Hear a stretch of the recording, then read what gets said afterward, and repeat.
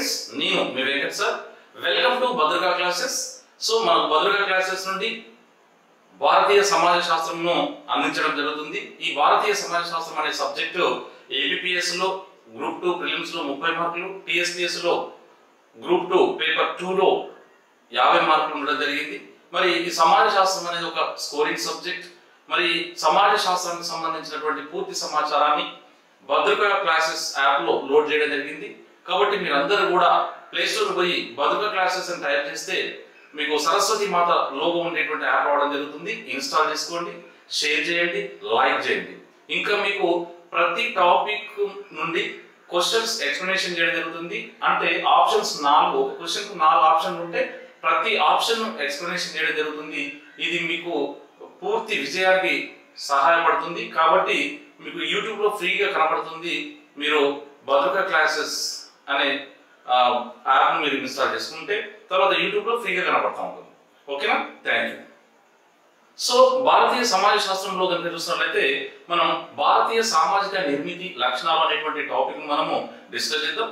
So భారతీయ సామాజిక నిర్మితి, భారతీయ సామాజిక నిర్మితి దీని యొక్క లక్షణాలు చూద్దాం. రైట్, ఇక్కడ సామాజిక నిర్మితి అంటున్నాం. సమాజం వేరు, సమాజ శాస్త్రం వేరు, సామాజిక నిర్మితి వేరు. మరి ఇక్కడ సమాజమును గురించి అధ్యయనం చేసే శాస్త్రమే సామాజిక శాస్త్రం. మరి సామాజిక నిర్మితి అంటే ఏంటి?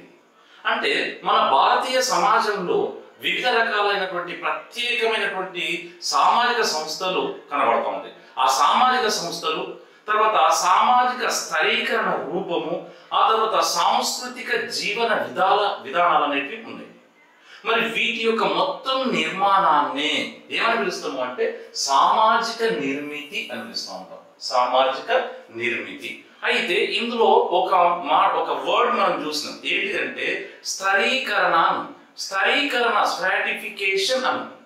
స్థాయీకరణ అంటే ఏంటి అంటే దాని కూడా మనకు నిర్వచనం అనేది తప్పకుండా తెలియాలి. తెలియకపోతే స్థాయీకరణ అంటే ఏందో తెలియకపోతే అక్కడ మనం దాన్ని బట్టి పట్టడమే అవుతుంది. స్థాయీకరణ అంటే ఏంటిది అంటే బంధుత్వం కావచ్చు, వంశం కావచ్చు, తెగ కావచ్చు, కులం కావచ్చు, తర్వాత లేకపోతే నలుగురి ఆధారంగా ఒకే సామాజిక పొర ఏర్పడడం కావచ్చు. ఇలా ఏర్పడే విధానాన్ని స్థాయీకరణ అంటాం. రైట్, లేదా ఇంకెట్లా చెప్పుకోవచ్చు మనము అంటే సంపద కావచ్చు, ఆదాయం కావచ్చు, జాతి కావచ్చు, విద్య కావచ్చు, వృత్తి కావచ్చు, సామాజిక స్థితి కావచ్చు. ఇలాంటి సామాజిక ఆర్థిక అంశాల ఆధారంగా ప్రజలను సమూహాలుగా వర్గీకరించే విధానాన్ని ఏమని పిలుస్తాము అంటే స్థాయీకరణ అని పిలుస్తాం. స్ట్రాటిఫికేషన్ అంటాం. రైట్, ఇంకా ఒక రూపంలో కూడా చెప్పవచ్చు దీన్ని. ఏంటంటే వివిధ సమూహాలలో ఏదైనా ఒక అమరిక లేదా వర్గీకరణ మనము స్ట్రాటిఫికేషన్ అని పిలుస్తూ ఉంటాం అన్నమాట.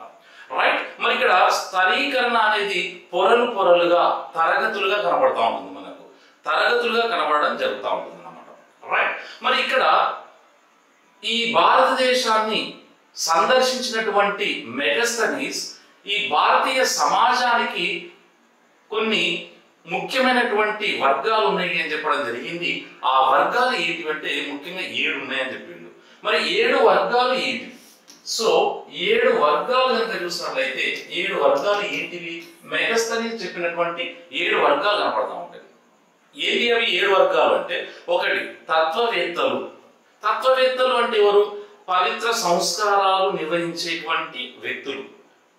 తర్వాత గృహ యజమానులుగా, ఫస్ట్ తత్వవేత్తలు.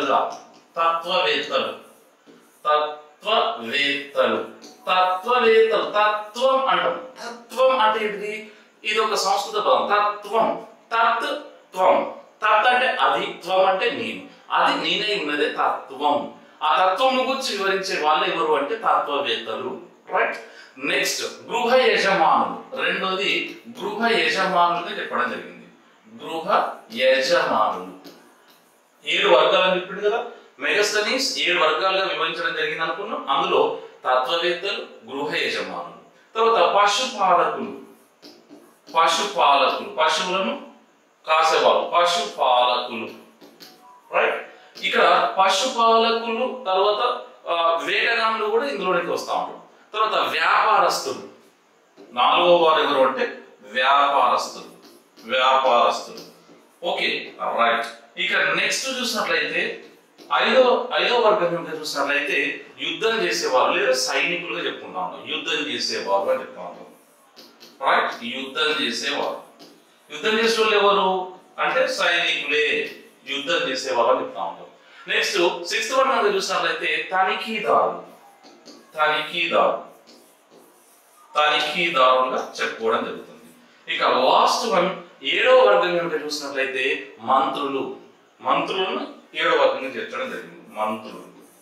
సో ఇట్లా మొత్తం మెగాస్థనీస్ ఏం చేసిందంటే పూర్తిగా అంటే భారతదేశాన్ని సందర్శించిన తర్వాత భారతీయ సమాజాన్ని మొత్తం 7 వర్గాలుగా విభజించడం జరిగింది. ఇవి తత్వవేత్తలు, గృహ యజమానులు, పశుపాలకులు, వ్యాపారస్తులు, యుద్ధం చేసేవారు, తనిఖీదారులు, తర్వాత మంత్రులు. మరి అదే డ్యూటే బార్బోసా అనేటువంటి సైంటిస్ట్, ఈయన పోర్చుగీస్ యాత్రికుడు. మరి ఈయన ఏం చేసిండు అంటే మన భారతీయ సమాజపు సాంస్కృతిక లక్షణాలపైన అధ్యయనం చేయడం జరిగింది అనమాట. సో ఇలా అధ్యయనం చేసి ఈయన కూడా తన యొక్క పూర్తి వివరాలను తెలపడం జరిగింది. రైట్, మరి భారతీయ సమాజం యొక్క సామాజిక నిర్మితి యొక్క లక్షణాలు ఏంటి, సామాజిక నిర్మితి అంటే ఏంటో తెలుసుకుందాం. మరి లక్షణాలు ఏమున్నాయి దీనికి ఏ లక్షణాలు ఉన్నాయి అంటే మనం చూసినట్లయితే భిన్నత్వం కనపడతా ఉంటుంది. భిన్నత్వం, డైవర్సిటీ. సో భిన్నత్వం, తర్వాత ఏకత్వం, యూనిటీ. ఏకత్వం, భిన్నత్వము, ఏకత్వము, తర్వాత భిన్నత్వంలో ఏకత్వం, యూనిటీ ఇన్ డైవర్సిటీ అని పెడుతుంది. తర్వాత కుల రూప సామాజిక స్థరీకరణ. మళ్ళీ స్థరీకరణ అనేటువంటి పదం వచ్చింది చూడండి ఇక్కడ. ఈ స్థరీకరణ అనేటువంటి దానికి మనం అర్థం తెలుసుకుంటే ఇది ఈజీ అయిపోతా ఉంటుంది అనమాట. తర్వాత నెక్స్ట్ వన్ చూసినట్లయితే మనకు గ్రామీణ సామాజిక నిర్మాణం కావచ్చు, ఉమ్మడి కుటుంబ వ్యవస్థ కావచ్చు, తర్వాత జజ్మానీ వ్యవస్థ కావచ్చు. జజ్మానీ అనేటువంటి పదము యజమాని అనే పదం నుండి వచ్చింది అని మనం చెప్పుకోవచ్చు.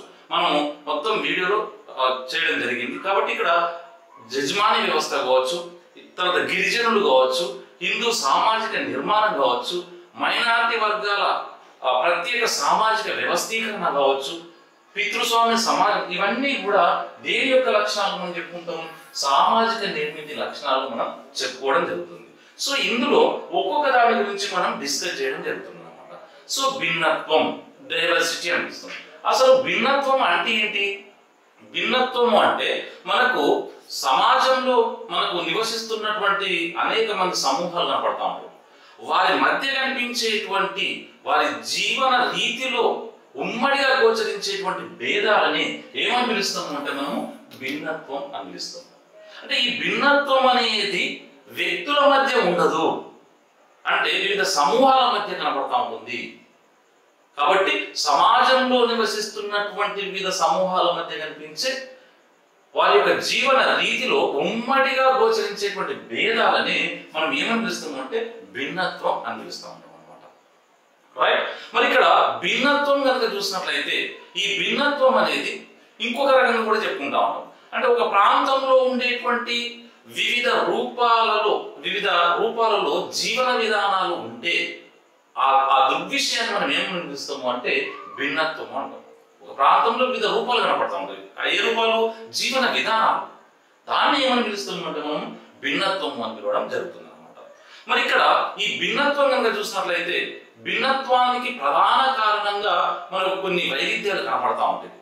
అది ఏంటంటే భిన్నత్వంకు ప్రధాన కారణంగా వివిధ రూపాల్లో ఉన్నటువంటి బహుళత్వం అనేది కనపడతా ఉంటుంది. రైట్, మరి ఇక్కడ భారతీయ సమాజంలో విభిన్న జాతులు, భాషలు, సాంస్కృతిక మూలాలు ఇవన్నీ కలగలుపుతున్నటువంటి ప్రజలు నివసిస్తారు అన్నమాట. కాబట్టి ఇక్కడ ప్రజలలో భిన్న సామాజిక, సాంఘిక ఆచార వ్యవహారాలు వేరువేరుగా కనబడతా ఉంటాయి. భిన్నంగా, వేరువేరుగా కనబడడం జరుగుతూ ఉంటుంది అన్నమాట. రైట్, మరి ఇది మనకు భిన్నత్వం, డైవర్సిటీలో భాగంగా మనం చెప్పుకుంటా ఉంటాం. తర్వాత భారతదేశంలో మనం చూసినట్లయితే భారతదేశంలో భిన్నత్వం అనేది ఒక సామాజిక, సాంస్కృతిక, ఆర్థిక, మతపరమైనటువంటి, జాతిపరమైనటువంటి ఆ విషయాలలో మనకు కనబడతా ఉంటుంది. సాంస్కృతిక విషయాలు కావచ్చు, ఆర్థిక విషయాల్లో కావచ్చు, ఆ తర్వాత నెక్స్ట్ ఇంకా మనకు జాతిపరంలో కావచ్చు, వీటన్నిటిలో కూడా మనకు భిన్నత్వం అనేది కనపడడం జరుగుతుంది. మరి ఇక్కడ ఈ భిన్నత్వం కనుక చూసినట్లయితే భిన్న జాతులు, మతాలు అన్నీ కూడా మనకు ఇందులో కనబడడం జరుగుతూ ఉంటాయి అన్నమాట. రైట్. మరి ఈ భిన్నత్వంలో ఏకత్వం కూడా చూస్తున్నాం. ఏకత్వం అంటే ఏంటిది అనేది నెక్స్ట్ వీడియోలో చూద్దాం. Thank you very much.